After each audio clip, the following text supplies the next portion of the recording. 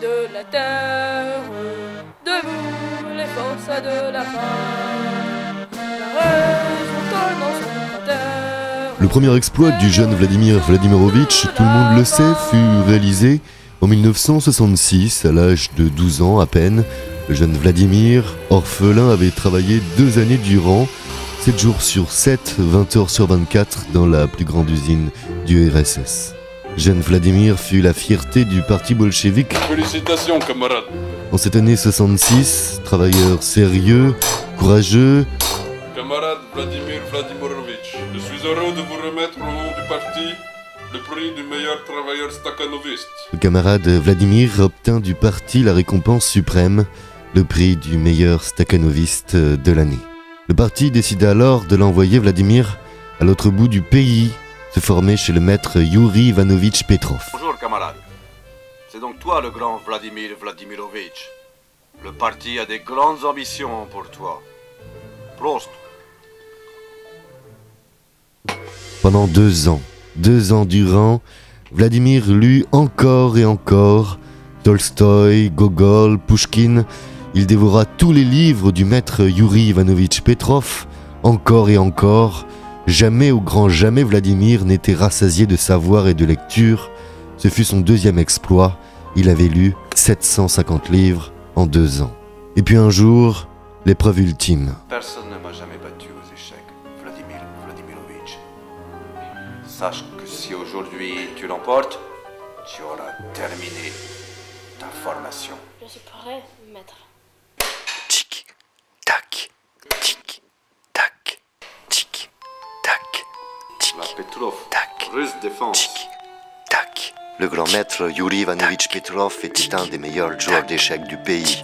Joueur redoutable, il avait remporté ses 10 000 parties. Il n'avait jamais perdu.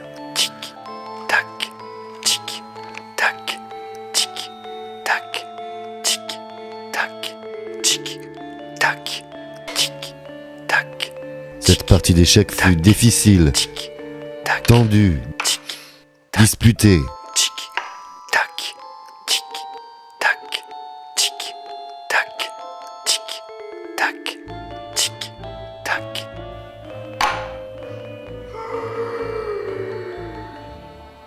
Et comme vous le savez, ce fut Vladimir Vladimirovitch qui la gagna. Ce fut son 3e exploit. Le parti l'envoya alors dans la sombre forêt de Novosibirsk.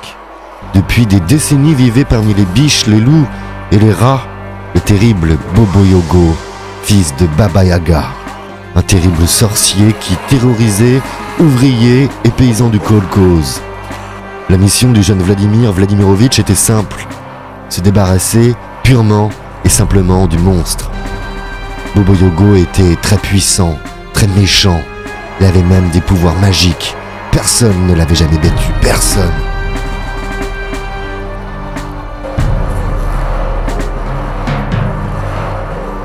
Et il en fallait plus pour intimider le jeune, le beau, le courageux Vladimir Vladimirovitch. Baba Yaga, je suis venu pour te combattre. Je vais t'avoir l'esprit réduit en purée. C'était l'heure de la lutte finale. Qui allait l'emporter? Le bien ou le mal?